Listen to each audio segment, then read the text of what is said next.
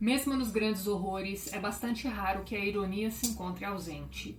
Às vezes, o sentimento entra de forma direta na composição dos eventos, e às vezes surge apenas em função do caráter fortuito que estes ocupam em meio a pessoas e lugares. Esse último caso pode ser exemplificado de maneira esplêndida por um episódio ocorrido na antiga cidade de Providence, onde, no fim da década de 1840, Edgar Allan Poe cortejava sem êxito a talentosa poetisa Sra. Whitman. Poe, em geral, se hospedava na Mansion House da Benefit Street e tinha por caminhada favorita o trajeto que seguia rumo ao norte, ao longo da mesma rua que conduzia à casa da Sra. Whitman e ao St. John's Churchyard, cujo estoque de lápides do século XVIII sempre exercera sobre ele um fascínio singular. Mas eis que surgiu uma ironia. Nessa caminhada repetida tantas vezes, o mestre do terrível e do bizarro era obrigado a passar em frente a uma casa em particular, no lado da rua que dava para o leste. Uma estrutura suja e antiquada que se empoleirava na abrupta encosta da colina, com um enorme jardim negligenciado que remontava à época em que a região era em parte campo aberto. Parece que jamais escreveu a respeito do assunto ou sequer o mencionou, e tampouco há evidências de que a tenha percebido. Mesmo assim, para as duas pessoas em posse de certas informações, a casa em questão se iguala ou supera as mais desvairadas fantasias do gênio que tantas vezes a deixou para trás sem perceber, e ademais se ergue com um sorriso zombeteiro como símbolo de tudo o que é inefavelmente horrendo.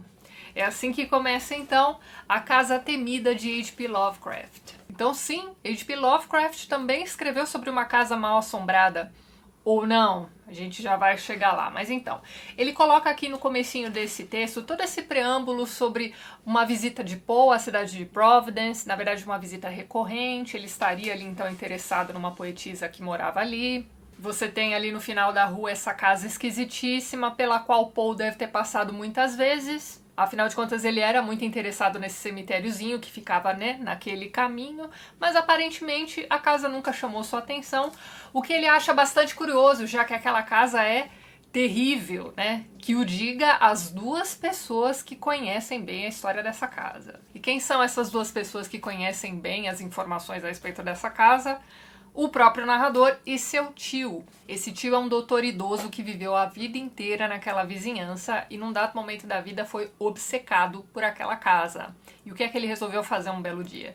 Ele fez uma pesquisa extensa a respeito de todas as pessoas que já moraram lá, sua construção e etc. Enfim, ele fez todas essas anotações em um caderno que ele passou recentemente para o nosso narrador.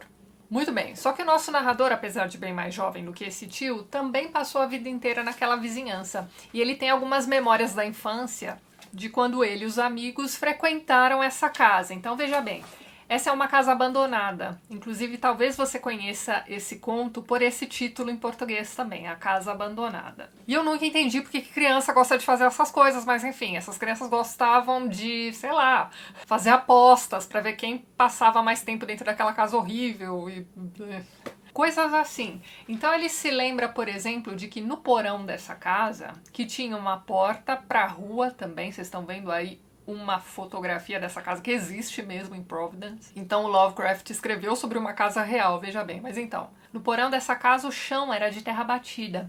Então alguns fungos acabaram encontrando caminho ali, enfim, se proliferaram. Então você tinha meio que uma plantação de fungos ali, tá certo? E o curioso é que quem passasse ali em frente àquela casa à noite e observasse as janelas, né, desse porão, veria umas luzes meio fantasmagóricas lá de dentro. Só que os meninos sabiam, né, por conta dessas expedições malucas que eles faziam nessa casa abandonada, que aquilo ali vinha dos próprios fungos, né? Então você tinha ali umas emissões de gases naturais, sei lá o que soltava ali uma luzinha fosforescente à noite e assustava as pessoas que achavam que eram fantasmas, tá certo? Pois muito bem.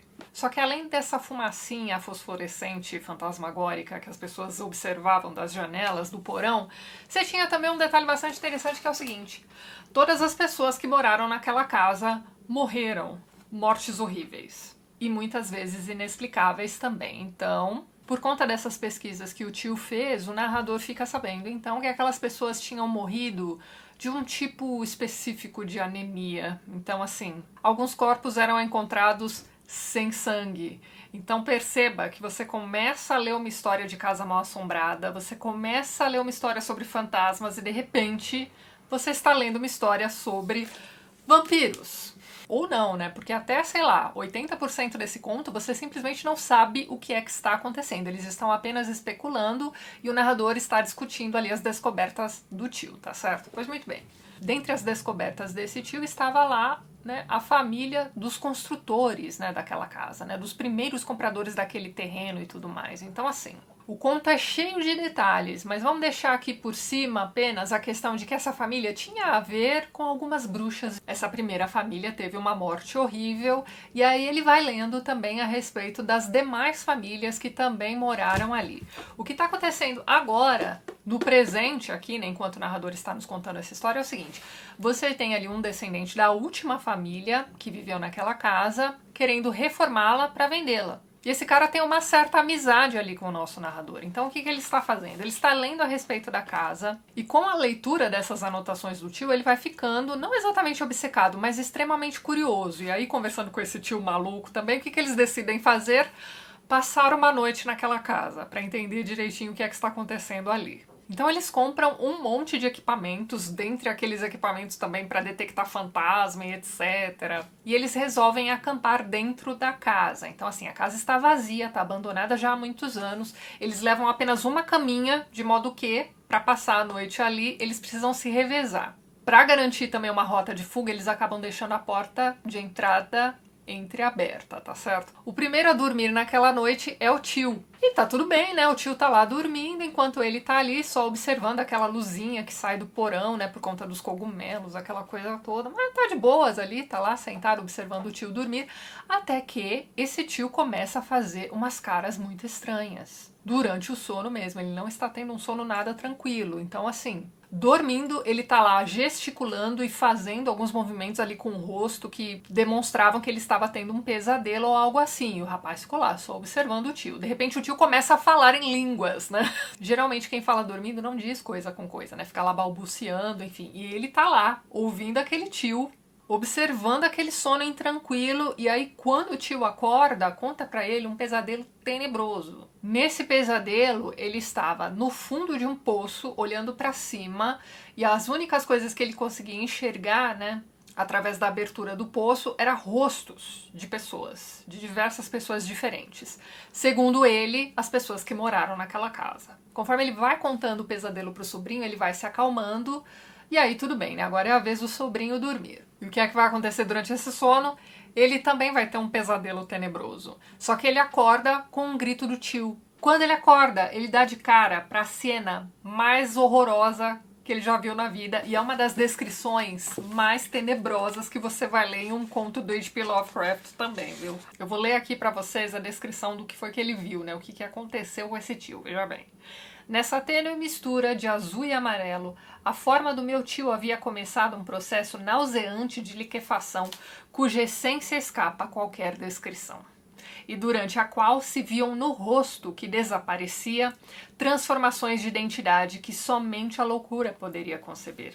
Ele era ao mesmo tempo um demônio e uma multidão, uma casa mortuária e uma procissão, iluminado por raios mistos e incertos. Aquele rosto gelatinoso assumiu uma dúzia, uma vintena, uma centena de aspectos, sempre rindo enquanto afundava no chão em um corpo que derretia como uma vela de sebo, na forma caricatural de legiões estranhas e mesmo assim conhecidas. Enquanto esse tio está se dissolvendo e esses rostos, né, dos antigos moradores da casa vão aparecendo ali na forma disforme do tio já, ele fica sem ação. Ele fica só olhando para aquilo, e aí no final de tudo, né, quando o tio já está esparramado pelo chão, ele meio que vê o rosto do tio pela última vez. O que é bastante curioso, porque ele conta também que quando criança, né, nessas expedições que eles faziam, eles chegavam a ver no assoalho algumas formas que lembravam rostos humanos. E o rosto desse tio, quando vai se dissolvendo, também aparece marcado no chão. Depois que essa cena grotesca termina, o que ele faz?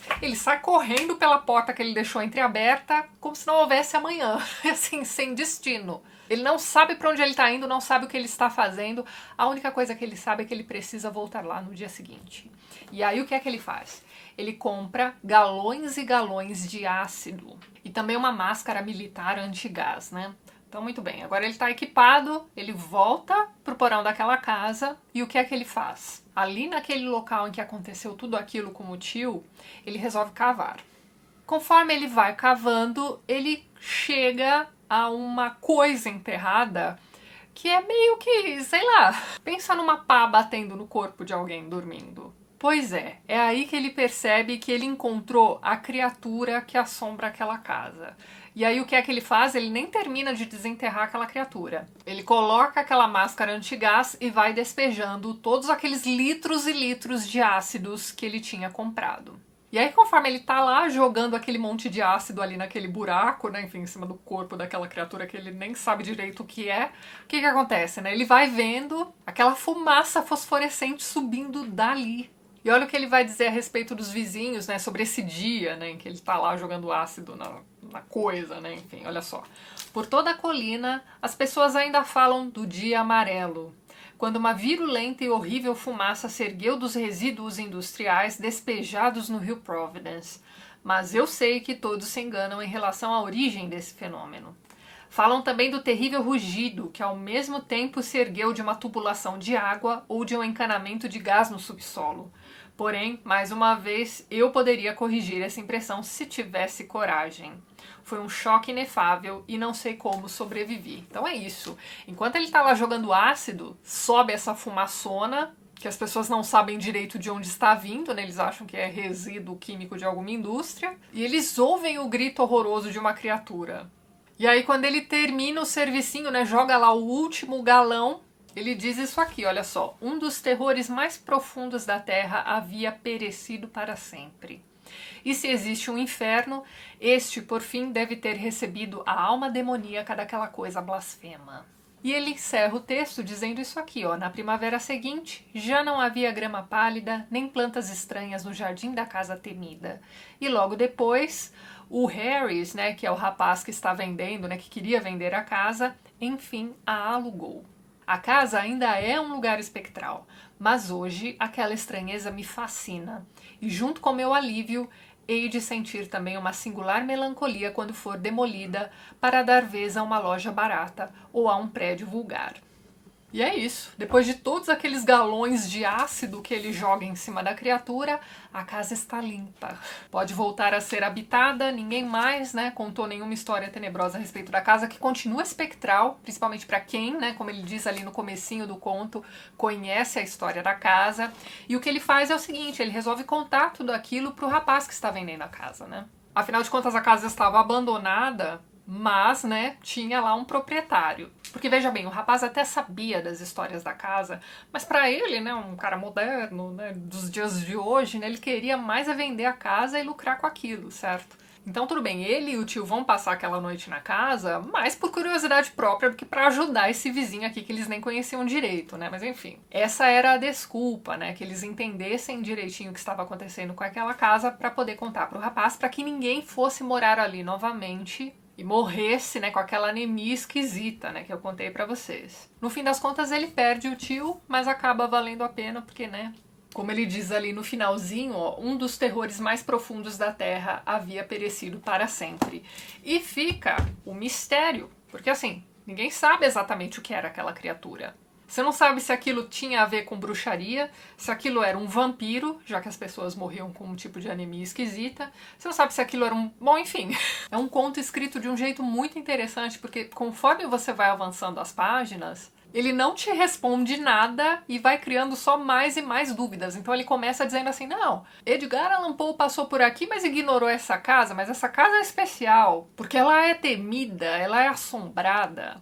Aí você fala, ok, temos um fantasma. Dali a pouco, a gente descobre que a primeira família a morar ali naquele terreno tinha alguma coisa a ver, né, com as bruxas de Salem. Aí, dali a pouco, existe também uma descrição do caminho onde fica essa casa, né? Então, assim, anteriormente, toda aquela região ao redor da casa era um cemitério também. Então, a possibilidade da casa ter sido construída em cima de uma tumba era grande. Só que o que exatamente estava enterrado embaixo daquela casa, a gente não fica sabendo. A gente só sabe que era um negócio horroroso. Então esse é aquele tipo de história que vai realmente ali escalando, né? O autor cria esse monte de dúvidas para o leitor, não dá solução nenhuma, mas dá um final, como é que vamos dizer, não exatamente feliz, né? Mas você sente um certo alívio por saber que aquela coisa já não existe mais. Olha, é um conto espetacular que eu encontrei aqui, ó, nessa coletânea do H.P. Lovecraft, que saiu pela Companhia das Letras no ano passado. Esse aqui é o volume 1 da Biblioteca H.P. Lovecraft. Vá saber quando vai sair o volume 2, certo? Mas então, este volume aqui se chama O Chamado de Cthulhu. Sim, eu digo Cthulhu, vocês já estão acostumados, não é? Pois então, O Chamado de Cthulhu e Outras Histórias. Vocês sabem que eu tenho uma certa predileção pelas histórias de além-túmulo do H.P. Lovecraft. Claro, também gosto pra caramba do Weird Fiction. A Cor que Caiu do Espaço é um conto assim que, pelo amor de Deus, já tem vídeo aqui no canal, vejam lá. Mas enfim, eu tenho uma certa predileção por essas histórias de além-túmulo. E essa história, né, da Casa Temida, tem um pouco de tudo dele, né? Você tem um pouco do horror cósmico, afinal de contas você não sabe o que é aquela criatura, que emite gases fantasmagóricos e coisas assim. Sim, mas ao mesmo tempo, né, não deixa de ser também uma história de além-túmulo. Então deixo aqui pra vocês a dicona do conto. Se você assistiu esse vídeo inteiro, mesmo depois do aviso de spoiler no comecinho do vídeo, fique tranquilo porque este vídeo não substitui a experiência de leitura. E, gente, é muito detalhe. Conforme ele vai lendo as informações ali que o tio coletou ao longo dos anos, vocês vão ver que eu não contei nem metade dos detalhes aqui pra vocês. Então é isso, pessoal. Vejo vocês nos próximos vídeos do canal. Um beijo grande e até mais.